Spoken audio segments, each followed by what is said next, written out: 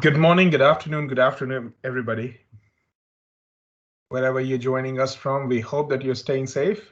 And we are excited to have you here this morning with us to talk about the Business Analytics program here at UT Dallas. My name is Gaurav Shekhar, and I am the program director for the Flex and online version of the Business Analytics program here at UTD. I'm joined by my colleague, Sylvia Leventhal, who is the program manager of the Flex program. That version of the Business Analytics program, but we're glad to talk about the program and kind of take all your questions this morning. Before we get started, let me hit mute all here. I'm getting some feedback. Okay, that is taken care of. So the format of today's webinar would be simple. We'll take a few minutes to talk about what the program is and then straight away jump into your questions. What you can do is you can use the chat to put your questions down, and right after this presentation, which would be about 15 minutes, we'll get on with your questions.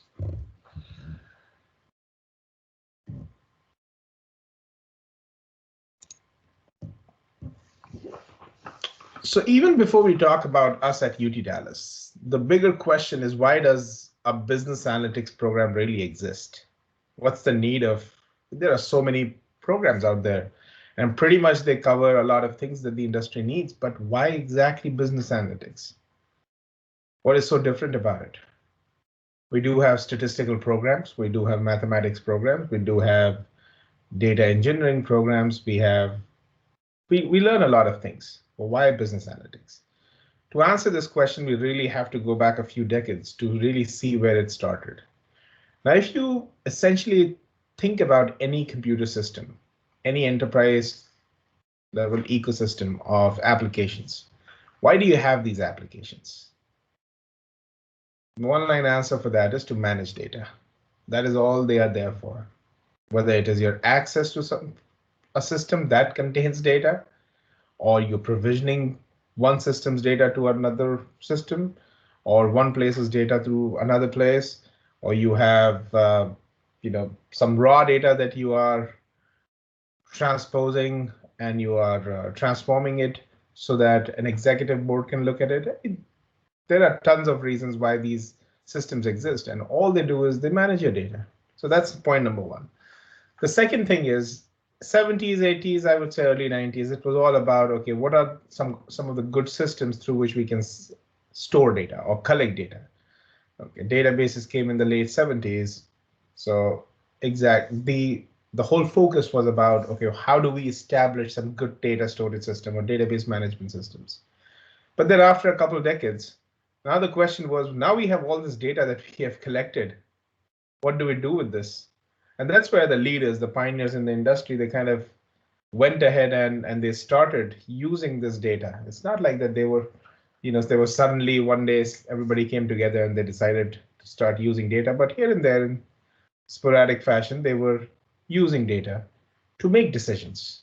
Now that was an important step, because gone were the days that you were just using somebody's experience or a hunch to decide what the next step would be, what the course would be. And you really wanted to use data to tell you how things happened in the past, descriptive analytics, what is going to happen in the future, predictive analytics, and what do you recommend, prescriptive analytics, and related things around it. Most importantly, will a certain step make me profitable, or will it make me lose money? All those kind of questions were answered by data, by running different models, etc. Now, when this became a trend, and it became a trend because the minute you have the leaders in the industry doing something, everybody wants to jump on that and do it the same way. And that happened even with our analytics. So in the early 2000s, there was a rush to establish departments or teams that were doing analytics. Now, whenever the industry has a need, a new need, what they do is they start with internal training. They will have people, get trained on certain things and boom, done. But this was not a sustainable model this time, because the speed at which they needed people to know this and the speed at which they were able to train them and really make them productive This is not something you just learn over a 4-hour workshop and you're done. It was not really matching the needs. So whenever that sort of thing happens, the industry always turns to one place, the academia. Universities were now asked to have programs or at least teach stuff that the industry can take back, or they would benefit from that.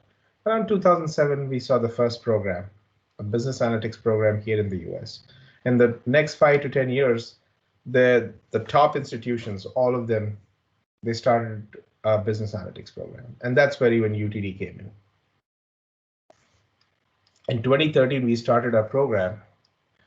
But now let me spend a minute to talk about why us. We are about 8 years old. We are the largest in the country. The largest program. The average starting salaries of our students have been around $100,000, and this includes your base compensation, any first-year compensation in terms of signing bonuses, joining bonuses, all those things put together. The first-year cost to company is about $100,000. We have partnerships with dozens of companies, whether it is using them as their executives, as mentors, or anytime they need to hire interns or full-time professionals, they come to us. They are funding different things in the program. They're competition judges, they're guest speakers, etc. A lot of different things that we do with them. We have those very strong partnerships. There's a high return on investment. And how do I say that? First of all, UT Dallas as a whole is ranked #1 in the state of Texas for the return on investment. But specifically with our program, which garners the highest salary in this school, the average salaries, we would say that, let's say that you financed your entire education using an education loan. What we have seen is that it takes about 3.5 years for students to really pay it back. And it's not like that you're hand to mouth, you really struggle with your expenses and then only you're able to pay. You're very comfortable. In fact, paying back your education loans is a fraction of what you're earning. And that just talks about the kind of money that our students are making, that they're able to comfortably pay those educational loans back. Last year we had about 600 internships, and that has been kind of the average number. There were about 360 companies that hired these students. The average pay was about $24 an hour. Now, when we look at the ratio of an internship as opposed to a full-time pay, the ratio is 1:2. So you earn half of what you would earn as a full-time employee, and that's, again, this $24 an hour is in sync with what our students are making. Now, there are some of the top companies that don't differentiate in the pay much. You almost earn the same amount that a full-time professional would be earning, but most of them kind of have that 1:2 ratio. Why us? We are very flexible. Our name says, we are Business Analytics Flex, which means you choose what courses you want to take in a semester. You choose how many courses you want to take in a semester. You choose how do you, in what order you would take them, sequence them out. You have the choice. Engagement is another theme in the program. We want people to be engaged. Why? Because what you learn inside the classroom is equally important what you learn outside. Through things like our student organizations, you're able to not only learn, but also apply those skills in a very safe environment. We're very focused on outcomes. Anything that we do, we kind of go back and see what exactly you were trying to achieve out of it, and did we meet our goals? Because if we are not getting outcomes, the desired outcomes, we will change our strategies. And we keep a very close eye on anything, whether it's an event that is sponsored by our program, or is it some kind of things that we are doing with the students. We are really focused on what students are getting out of it. The Flex program has 36, it's 10 tracks. It's a 36 credit program. It doesn't matter whether you do it online or you do it in person. It's 36 credits. There is a 37th credit called professional development.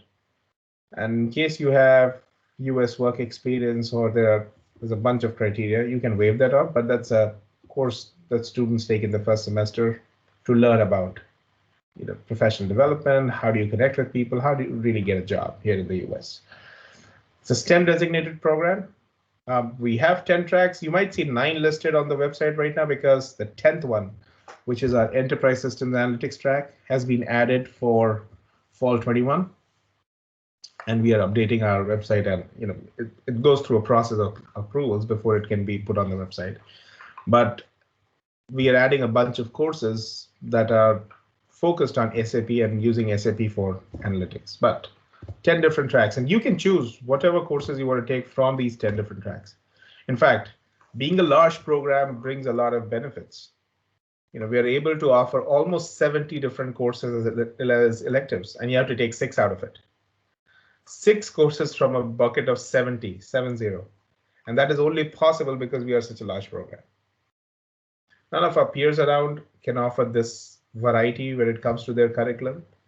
They might have, if a student has to take, let's say, 10 courses, maybe the offering has 15 choices or 12 choices, or maybe none. You are told what exactly you have to take. There are 3 different formats that we have in this program. One is the Flex program, which has the 10 tracks, all the offerings. It's face-to-face online, state funded, which means that if you get a scholarship, and the one that a lot of our incoming students get is the Dean's Excellence Scholarship. It's worth $1,000. You also get the ability to pay in-state tuition. Cohort has 2 tracks, data science and accounting analytics, and that again exists in the Flex as well. We just took those 2 tracks and kind of recreated a program. There are different scholarship slabs there, one of them being the $5,000, and then the completely online program, which is focused on data engineering and data science. It's 100% online, and you can get up to $15,000 there in scholarships. Again, all 3 formats, the modalities are different, but then they're all STEM designated 36 credit programs. If you're on LinkedIn, I would strongly recommend that you go and look for this hashtag UTD MSBA. Because one of the things that our students do is that they post their internship experiences, or if they're doing something in the program, they post it there. And the articles are first-hand information, first-hand experiences. Nothing that comes out of the school, it's directly from the student.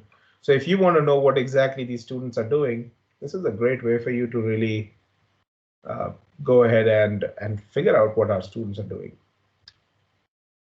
Some recent successes, we also make sure our students are able to participate in competitions, and competitions that can help them get some good prize money. On the left, we have a recent winner of a competition that was sponsored by Deloitte, where he won $5,000. And we had a data visualization challenge, which was completely online. Again, the pandemic may have put us online, but we're making the best of it. We had students creating visualizations, addressing a challenge, a data challenge using visualization, and there were winners out there as well. We have some bonus certificate programs. So think about this as a micro degree. These are some programs that are created from our degree program. So for example, the Business Intelligence and Data Mining Certificate will have 4 courses. All 4 courses are part of the MSBA degree. If you complete those 4 courses, and let's say the average grade is 3.0, the GPA, in those 4 courses, you get this certificate. Now the benefit is you can get this certificate even before you get your degree. As soon as you're done with the 4 courses, you get it. You have to, of course, apply separately, but that's a different thing. Let's say you're looking for an internship. This is with you before you even graduate from the master's degree. But the better benefit is you don't pay anything extra. Now, as a standalone program, if somebody comes in and does this certificate, it's about a $10,000, $15,000 deal, depending on their residency. I would say 10, 20,000, not even 15,000. But for you who's doing a master's degree, if you take those courses, you get credit towards the certificate as well as the degree program. So you're maximizing on the dollar that you're spending. And I think that's a great benefit. So you don't really, you get it for free. Just all that you have to do is just take those courses and get a 3.0. We have more than 350 student organizations at UT Dallas. About 70 of them are in the School of Management. The ones that you see on your screen are some of the prominent ones. SAP Users Group, Salesforce, Project Management Club, Toastmasters, Cybersecurity, Accounting Analytics, Marketing Analytics, Intelligence Analytics, Envision. These are the places where our students from the program, the Business Analytics program, are student leaders. But you might find a student organization or multiple student organizations that you want to be a part of, or you might simply start a new one. All these student organizations were started by students, they're run by students, though they have a faculty advisor, but then 99.9% of the job is done by the students. And this is a great way for you to test your leadership skills, work with teams, and get that extra experience as a student here at UTD. Application requirements are straightforward. We need a GRE or GMAT. Now for summer and fall 21, we are offering GMAT and GRE waivers. All you have to do is once you submit your application, you email this link, this place, jasongradvising@utdallas.edu, requesting them to waive off your GRE or GMAT. And what they do is they look at your undergraduate transcript, they look at your quant-related courses and make a determination whether you should get the GRE or GMAT waiver or not. We need your transcripts. Now, if you send us the unofficial ones for the sake of the admission to make that decision, we are good with unofficial versions. But once you get admitted, at that point of time, you'll have to send the official. Your resume, one letter of recommendation. You can have your current or former supervisor, or you can have a professor from your undergrad institution write one, and a personal objective statement, which is your essay. A one-page essay, double-spaced, is good enough. What do you write in that essay? Think about it this way. What made you think about the business analytics degree and that you want to pursue it? And then with this degree, what are your future plans? A one-page description about those things is enough for us. Here are our email addresses and our phone numbers. But if your questions don't get answered today, or you have new questions and you want to have a chat with us or send us an email about something that is on your mind about the program, the application process, how this program will help you in your pursuit, you can reach out to us. And we are more than happy to answer your questions. But before we take your email questions or talk to you one-on-one, why don't we take your questions right now and see what you want answers about? Let me stop sharing my screen.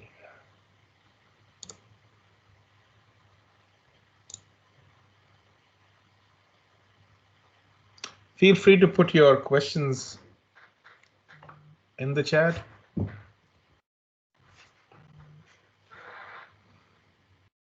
Rishank, okay, you're welcome, Rishank. My question started. Okay, so what's the start date? The start date for our fall 21 is going to be, I'll give you the exact one, is August 23rd. We generally, again, the theme is that we start our fall session in the third week of August. Our summer starts in the third week of May, and our spring session starts in the second week of Jan. What are the potential companies that hire? Well, again, what I would recommend is, and I can actually put this link in the chat as well.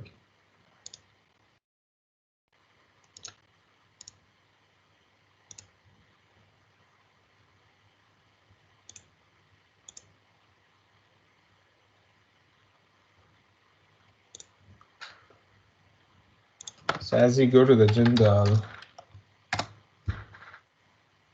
website and you navigate to the business analytics program, flex, and you can look at career outcomes for full-time companies and then internship for internship related. So let's say full-time. Now some of the companies, top employers are right now listed here: Amazon, AT&T, HP, Deloitte, Citigroup, Ericsson, Southwest.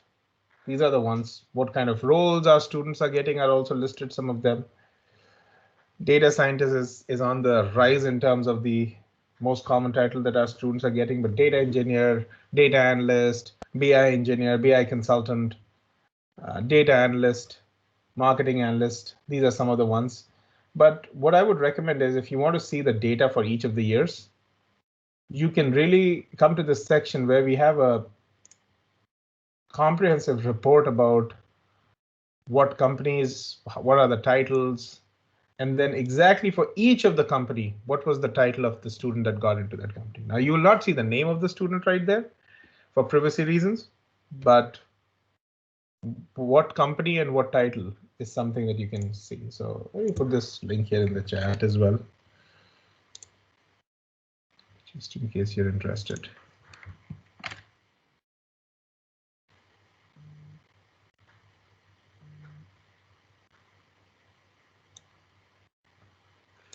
Anurag, is there a last day to send our official transcripts?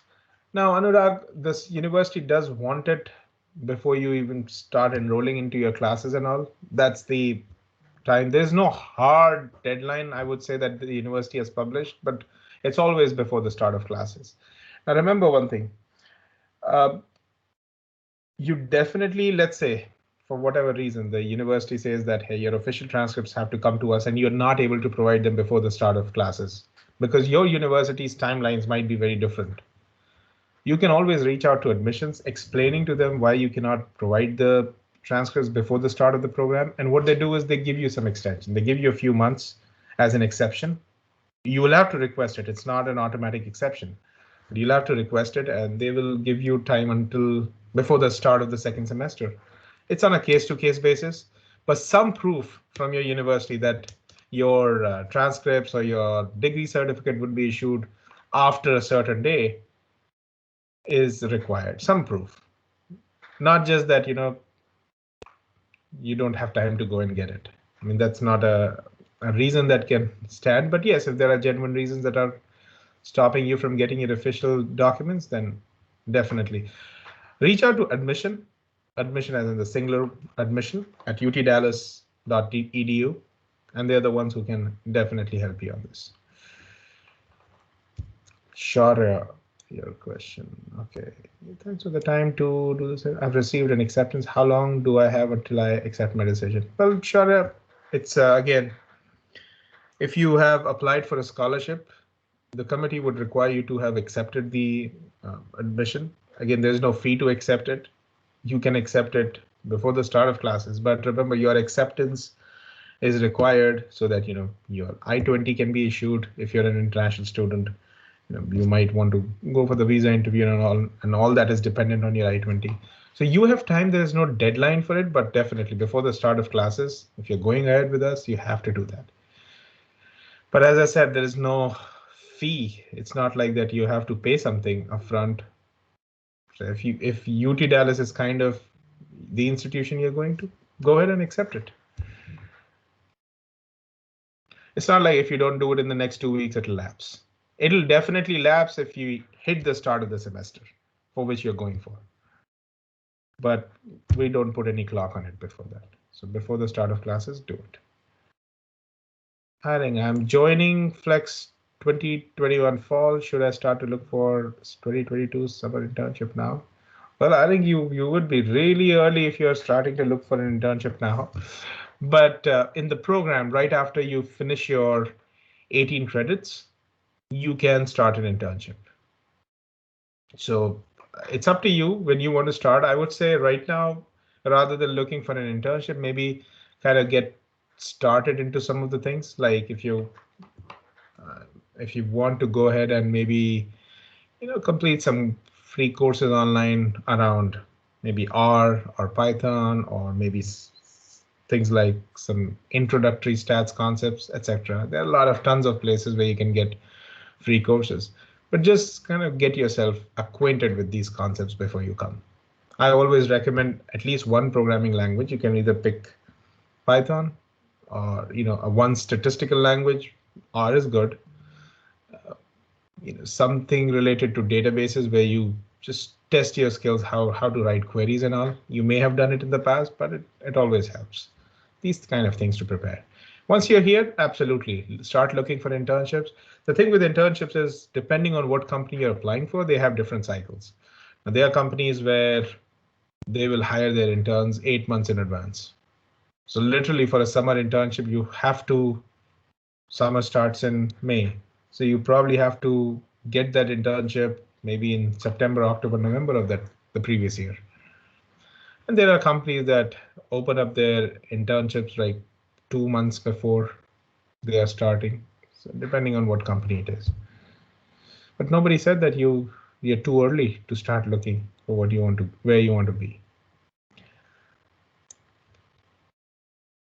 Sarika, is there a virtual start option for fall 21? Well, Sarika, good question. In fact, let me share the document here. Our president very recently again came back with our plans for fall, and we are going to campus. So the modalities that we have, and we're kind of having the same modalities as we had in the past.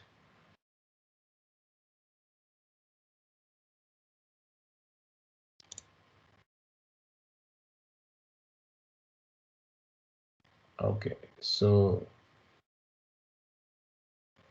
right on our latest updates under the COVID updates, we have this letter from the president which talks about the 3 formats. Most of our classes are going back in person, which is traditional. Now, this is as of today. Okay. If this changes in the future, there will be an announcement. And again, if we change anything, generally June. Last year also it was June that we announced a lot of things. But as of now, traditional format, most of the classes, 80 to 90% of the classes are going to be traditional. There will be some online classes, which are completely online. They are asynchronous, which means you don't have to sit in front of the computer at a certain time. You can just watch the videos whenever you want to. The final modality is blended and hybrid, which means that you have a group of students who are in the class, and then some of them are attending online. And a small fraction of our classes are going to be that way. But like last fall and this spring, where most of our classes had that remote virtual modality, that won't be there for most of the classes.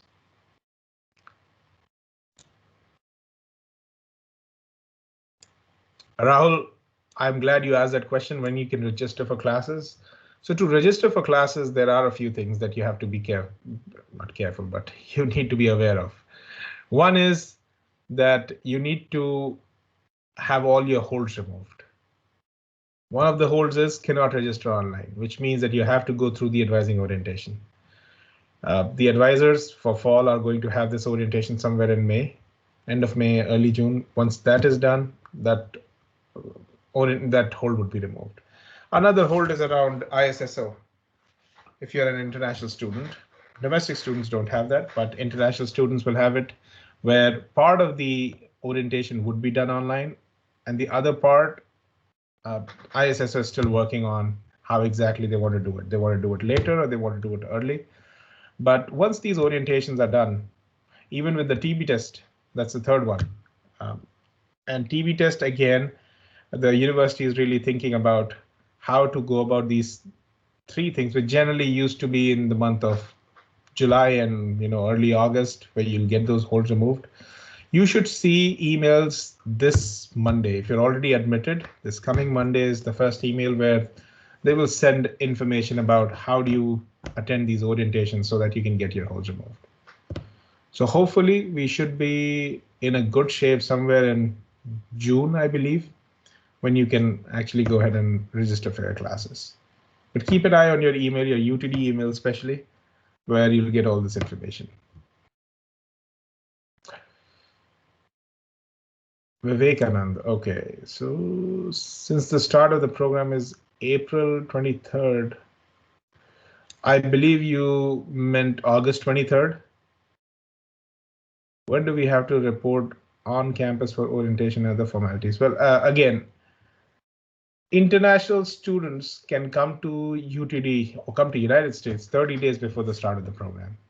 So it's July 23rd that is the earliest when you can land. But as far as the registration and all is concerned, as I said, that it will be done in the next few weeks. So keep in mind, mid-May to maybe the end of July, end of June is when you'll have all these orientations. Once you're done with the orientations, you can just self-register online. More information would be sent out to everybody on their emails. We are planning to do the first one, like the first email about all these orientations will go out this Monday. Aisha, you are welcome. Could you inform whether fall allows a hybrid version of the program so that we're able to continue the getting campus? Well, Aisha, we are definitely very aware of the situation around the world. Now, here in the US, things are starting to look up, in a way, because a lot of people are getting vaccinated. Things are, touch wood, they're looking better. But around the world, it is different depending on which country people are from, and we are kind of monitoring that situation. So again, as of today, this moment, what you see on your screen is what our stance is. Most of the classes are going to be traditional, but if that has to change, the university will send out some kind of announcement, maybe mostly in the month of June, letting people know what their options are. Or we just hope that, for example, India is having a massive surge in the number of cases, and we just hope that, whatever measures that the state and the central government is putting there and the different bodies, that brings those numbers down. So we are monitoring the situation, but we haven't made any official announcement yet as to do we do something different apart from what is listed in front of you. And you can see this is not too old. This is April 21st that this came out.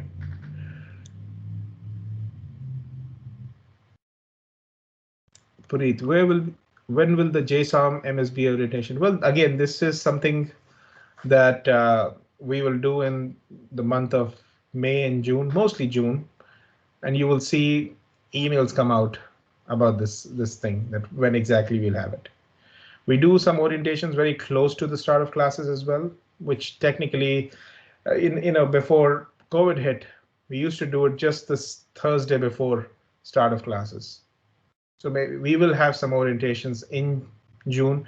And in fact, these orientations are at multiple levels. One is, at the school level, where they talk about what exactly you can do as a JSOM student, but then we will have a few orientations at a program level as well. So courses that you can enroll in, what kind of tracks you can take, what different career options do you have with different tracks or mix of courses, etc.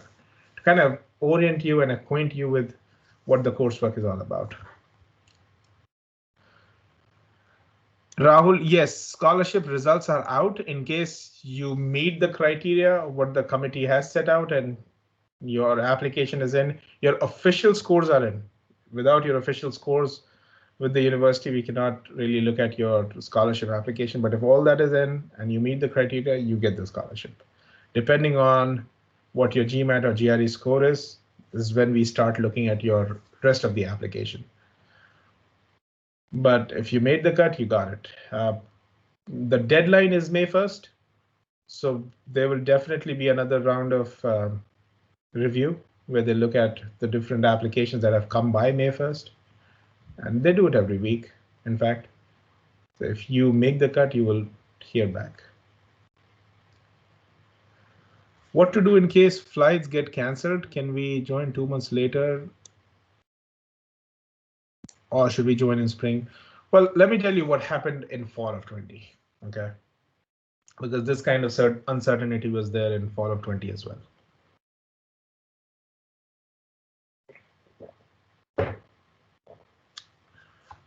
We had something, even though we did not really recommend it, but then if you want to come in the middle of the semester, which is every semester is split into 2 8-week sessions. It's a 16-week long semester, but you can split it into first 8 weeks and second 8 weeks. There were students who came to campus in the second 8 weeks, which meant that if their courses have that in-person option, they can attend it. That was one. Or a lot of them, they just completed their coursework online in the first semester, and in spring 21, they were all here.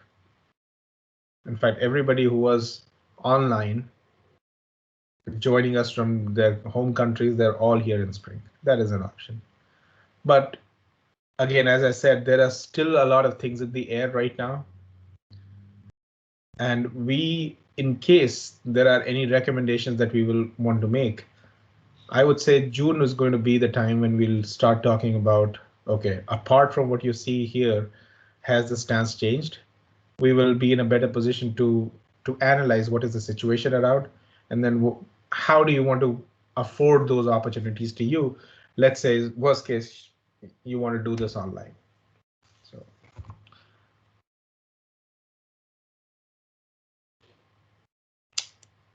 Rakshit, can I get an application fee waiver? You cannot. The first time you apply, you have to pay. Now, let's say once you are a student and you want to apply to the certificate program, that also has a fee associated with it. You will never be asked to pay another fee, application fee, because whether you're a current student or an alum, it's lifelong free for you. But the first application, yes, you have to pay. After accepting admission on UTD portal, is there anything else mandatory to be done besides I-20 and DS-160? It's actually a good question. And since you mentioned Sarthak I-20, I'm assuming you are an international student. Let's go to the ISSO website, which definitely has changed since the last time I looked at it a few days ago, which is not a problem.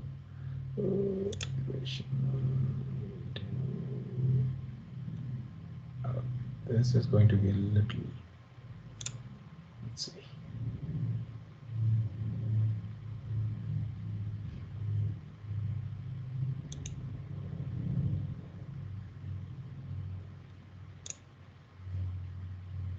All right, so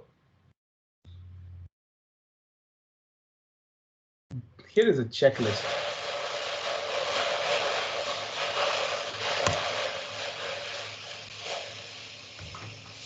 And again, before arriving to UT Dallas and post-arrival, what are the different things that you need to do? I would strongly recommend that you look at this checklist. But this is one checklist for you. The other thing is on your Galaxy, you will see to-dos. There will be tasks. Please go through those tasks, because if the university wants something from you, they would have listed it as a to-do.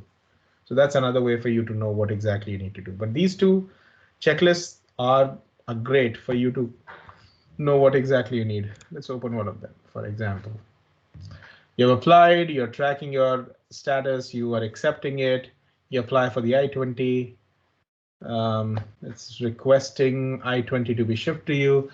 The other thing is, applying for your visa, making sure you have all your documents from the university, that your admit letter, etc., whatever is required. When you're preparing for your interview, you need all these different things. There is a student orientation, which is located in elearning.utdallas.edu. By the way, e-learning is the online learning management system that you use for all your coursework. So that is another thing. If you are under the age of 22, there is a meningitis vaccination that you require, etc. But one thing that is not listed here, I mean, they have mentioned it in a way, but another important thing for you is housing. Where exactly you live. Do you want to go ahead with the on-campus housing, or do you want to go ahead and look for off-campus options? There are a lot of affinity groups that we have here, especially for international students. You have the Indian Students Association, Chinese Students Association, Taiwanese Students Association, Iranian Students Association, Bangladeshi Students Association. I mean, think about your country and you will have an affinity group here. They host a lot of different things for students, whether it is pick up from the airport, getting you settled in a temporary accommodation. Just say, when you come down to the US, you have your accommodations or maybe your apartments ready, but you can only move into them maybe a day or two later. What do you do in that time? So, you do get some temporary accommodation. This is all something that is offered by volunteers, but those are some of the things that your groups can help you with. But a lot of students, they get on these different WhatsApp groups and Facebook groups about housing, and they look for roommates there. If you have particular preference, like, dietary preferences, or maybe you want your roommates to be from a certain program, etc. Whatever it is, you can put those requests out there on those groups and somebody will contact you. I mean, again, it's not like that, it's not like an application that you're putting in, but it's just a request. It's a shout out, and people will reach out to you if they would like to talk to you further. I mean, several years ago when I came to UT Dallas as a student myself, that's how I found my accommodation, and that has not changed for a long period of time. But then these checklists will really help you with a lot of questions that you may have. Okay, moving on. Akshara, is getting a vaccine a mandatory? Again, nobody is forcing you to get vaccinated. Being COVID negative is definitely a requirement. You cannot come in testing positive, but there's nobody who's forcing you to get vaccinated. Even with students, faculty, staff on campus, we do have a vaccination site right here on campus with the UT Southwestern, and all our students and faculty and staff, their data has been shared so that they can reach out for them to schedule appointments to get vaccinated, but nobody is forcing anybody to get vaccinated.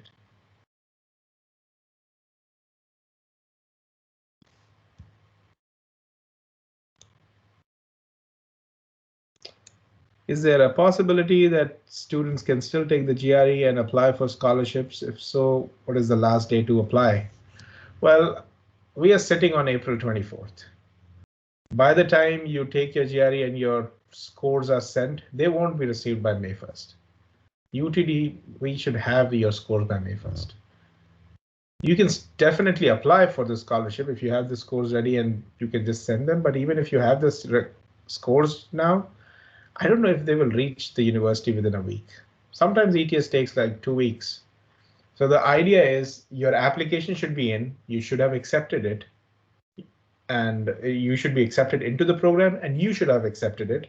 And then your scores, the official scores are here. So if all that can happen by May 1st, then yes, go ahead.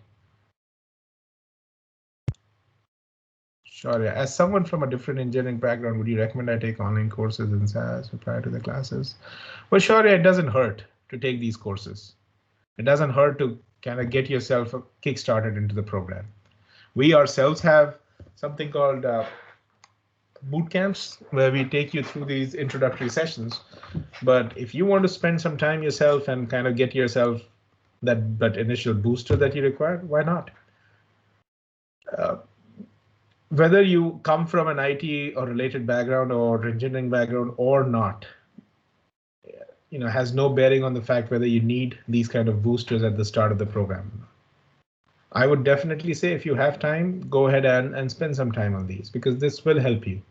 You at least will be a little ahead of the rest who have not done this at the very start of the program, and you will see the benefit of doing this before you get into the program. So absolutely, by all means. Please don't spend thousands of dollars on courses before you join UTD to get you started, because there are tons of free resources to at least help you with foundational knowledge.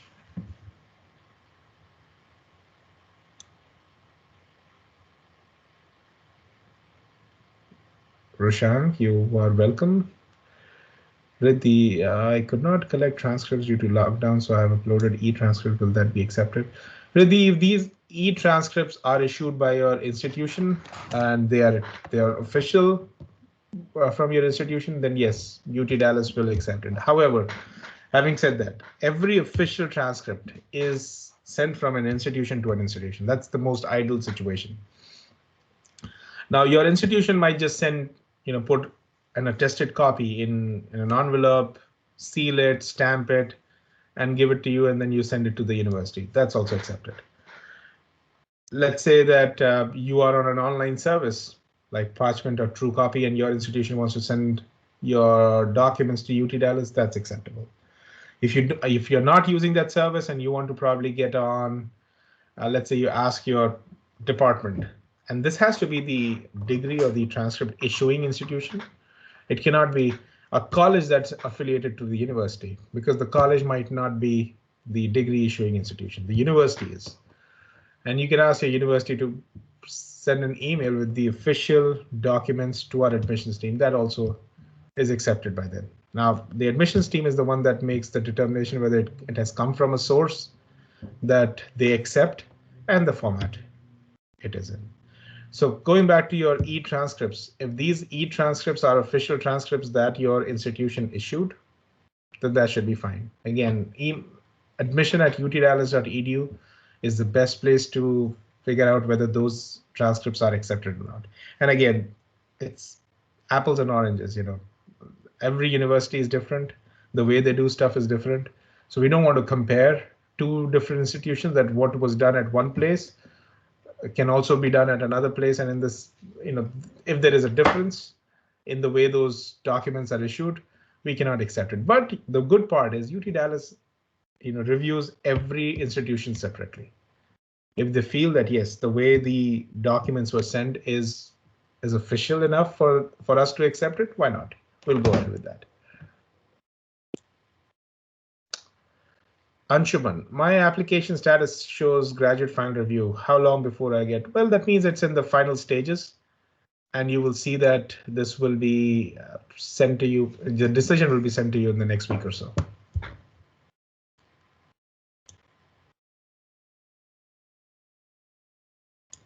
Sanat, is 1.5 times the amount sufficient for visa interview, or do we need to show more? Well, 1.5 is a good amount. It's again not just equivalent to what the I-20 is all for, because you need to show the visa officer that you have more funds than what just the I-20 is about. See, the I-20, the list, the funds that they list is for the first year. And again, think about it this way. UTD, whichever program it issues an I-20 for, it will have the same amount. So UTD has a way of calculating what that amount looks like. Now, whether that is the real expenditure at the end of the year is a question to ask. For example, if UTD says that you need, let's say, $1,500 a month for your financials, for your living expenses, you might be doing well in $500. So what you see on your I-20 may not be the actual at the end of the year. But what UTD does is it looks at from a standpoint that, let's say, the worst case scenario and what the dollar amount looks like. If you have this much money, then definitely you should be good as a student at UT Dallas. That's the standpoint that they look for. And this question comes to us a lot, that, you know, why is the number so different from what the actuals are? Well, it's not a very different number. It's just a number that takes care of the worst case scenario. So going back to the visa interview, if you have more than your I-20, 1.5 times shows that you have that ability to pay in case, you know, you have additional expenses. If you incur those expenses, you can pay. 1.5 should be okay. Surabhi, is it too late to start an application? Absolutely not. Surabhi, it doesn't matter whether you're looking for fall or summer. After the regular deadlines, we still accept applications. There is a $75 fee, but all the way until 10 days before start of classes, we can take in an application. Now, you have to calculate the time from, you know, let's say I'm taking the example of an international student because they are the ones who really need the admissions in their hand way before our domestic students. Our domestic students, let's say you are a resident in the Dallas-Fort Worth area and you want to start our program, even if you do it 10 days before, it's okay. But what you do is you need to prepare for, you know, before you get into the US, you need to get your visa. You need to make sure that you have your I-20 in hand before the visa interview happens, and to kind of give it a month or two to get those visa slots, etc. So technically, from the time you start your classes, you need to have your admit in your hand at least 3 months. That's a comfortable timeline. 3 months before the start of classes. So right now also, our regular deadline is May 1st for fall. And let's say by any chance you go beyond May 1st, there will be a $75 late fee that will be assessed, but you can still apply.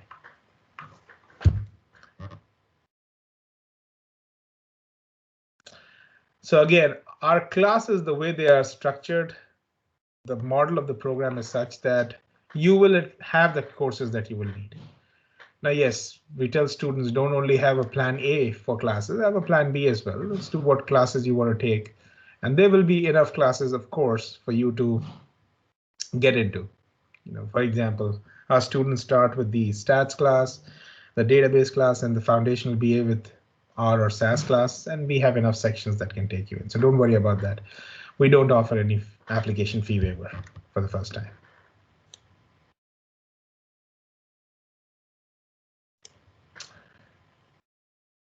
So due to the pandemic, people admitted last year would have deferred the application. Will this affect the? Absolutely not. As I said, we are a very different school than the way our model is. We can definitely accommodate more students than anybody else. We don't go by a cohort that, we are only looking at a fixed number, 50 students only in the program. We can go and have literally several hundreds of students without having any issues. Jayesh, is degree and certificates is degree and mark sheets necessary for completing enrollment? I've already sent my transcripts. Well, again, you can enroll in your courses without your official degree and mark sheets, but you'll have to let admission at utdallas.edu know why you're not sending your official. There will be a hold. They will put that hold because they would have not received your officials. But if, let's say, you have a valid reason why it is delayed, then sometimes they will remove the hold. They'll let you go ahead and enroll, and they'll put the hold back again on your account so that the second semester you cannot enroll and you need to send your transcripts. But please have that email sent out to admission@utdallas.edu so that they know why your official documents are delayed. Anurag, I do not have a GRE GMAT. Yes, we need the GRE or GMAT to qualify for the scholarship. Now you can get a waiver for GRE and GMAT for summer and fall, but that is only for the admit. If you want a scholarship, you will need to have one. Rakshit, can a mechanical engineering student pursue MS in business analytics? Absolutely. One of the beauties about business analytics is that it doesn't really matter what your background is. Business analytics can be applied to any domain, and people coming from any background can use the power of data and analytics to really make sense of what they're doing. In fact, every now and then we are seeing newer places where you're using analytics, oil and natural gas, real estate. These are sectors where you would have not thought about analytics, but people are doing that.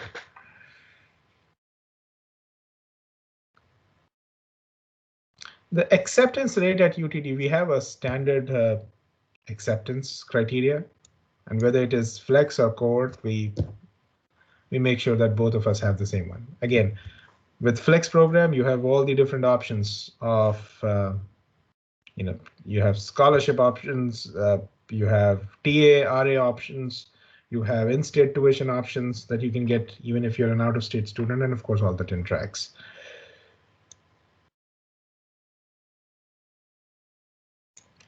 If we are completing 9 credits online from hometown and coming to UTD next, then are we eligible for internship? Absolutely. Our criteria, Abhilash, is 18 credit hours. As soon as you finish your 18 credit hours, you're good.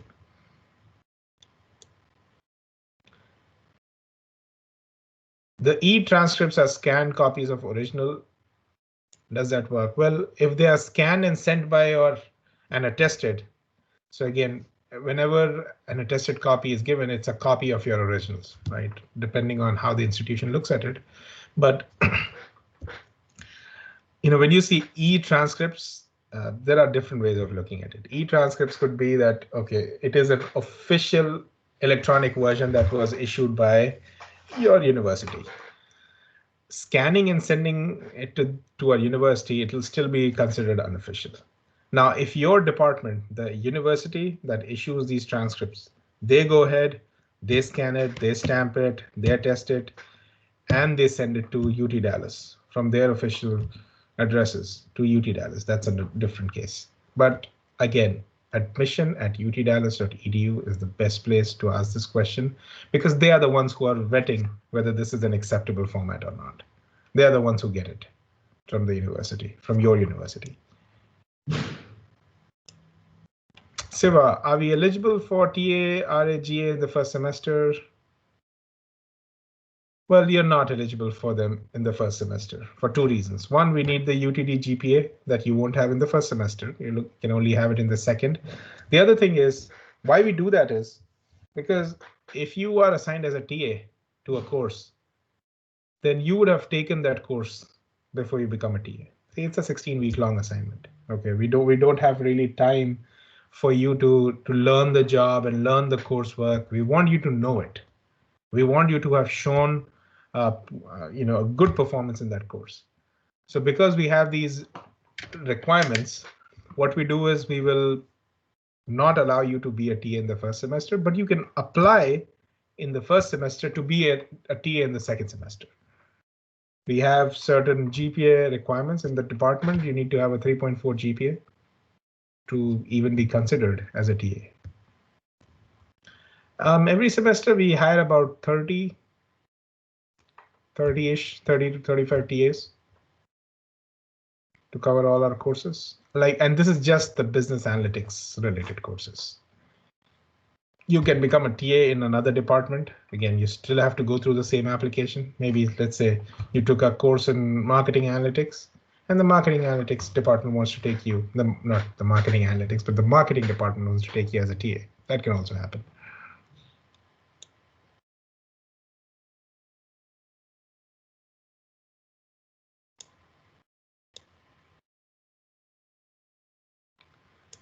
Abhilash, due to the present condition in India, we are unable to get visas. Is it compulsory to get visa approved to start the classes online? Well, Abhilash, last year when we allowed our students to attend online, at that point of time, they did not have the visa. Most of them did not have it. And that was the reason why they were starting the classes online. So if that modality is open and you have the option to take some of our classes, and we do have the online courses out there that can be taken, then absolutely you don't need a visa to get on those online classes. You are in your home country, you can connect to us and take those classes. Okay.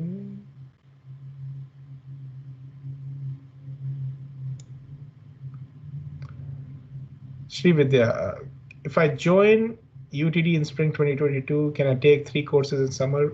Well, you can. It doesn't matter whether you join us in spring or fall. Summer is, first of all, optional, but you can take courses unless you are starting in summer. Summer is optional. But yeah, you can. We don't recommend taking 3 courses. Why? Because it's a shorter semester. But nobody says that you cannot take them. 6 credits, which is 2 courses, is what we allow. We generally recommend for summer. If you want to take a third one, why not? Aja, will I still have access to the video recording of the classes for later reference if I register for traditional classes? Well, Aja, one of the things is videos, again, spring 21 and fall 20 was when we had the asynchronous option where every class had to be recorded for, to help the students who are joining asynchronously, but that goes away in the coming fall. So in the coming fall, it will be optional for instructors to record videos of the class. It's not mandatory, so you will see from time to time. But having said that, I would definitely say that there is a change in terms of, and this is just a change in the way courses are delivered. We can definitely see a mix of online and live in-person lectures. So maybe there is some content that the instructor just goes ahead and offers online. So you watch those videos before you come to class, and then you do whatever you're doing in the class. There might be some people who will record all the lectures. A lot of them may not. Really at the top of the hour here, but let me take the last few questions that we have here. Okay, is it possible to arrive late?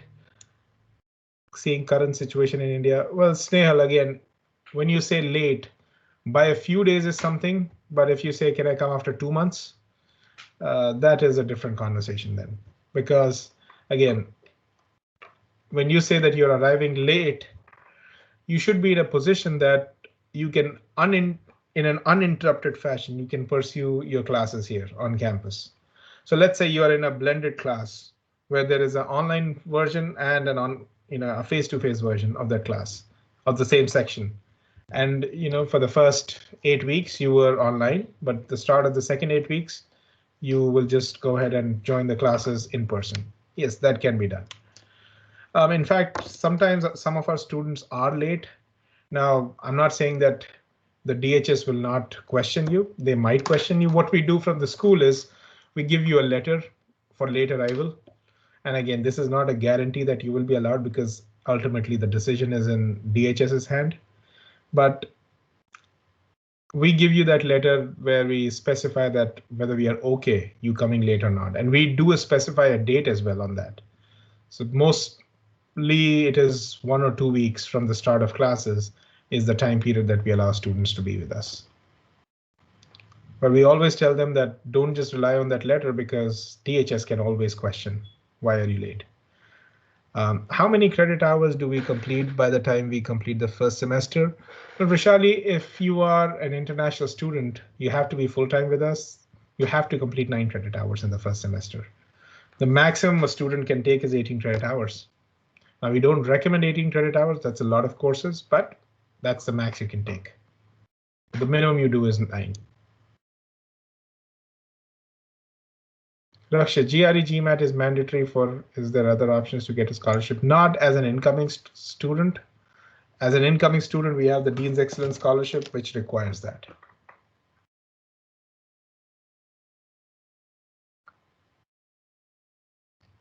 Okay, all right. We are at the end of the questions here. Well, you will receive a recording of this webinar as well, but if you have more questions, please feel free to reach out to us, and we will be more than happy to take your questions.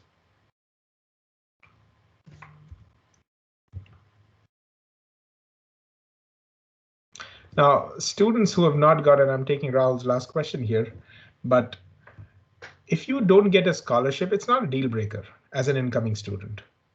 A lot of our very good students, like top of the class students, did not come in as a scholarship holder. What you can do is maybe, let's say, the second semester you can become a TA. If you performed well, you're right there, we make you a TA.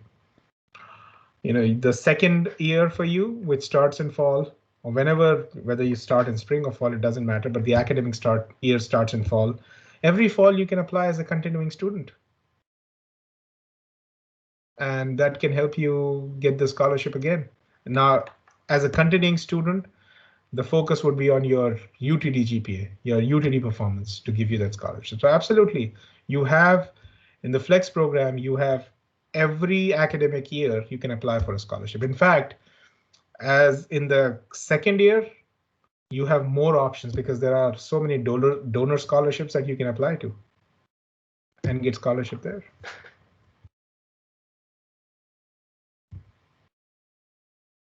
All right, well, thank you so much, everybody, for joining us this morning.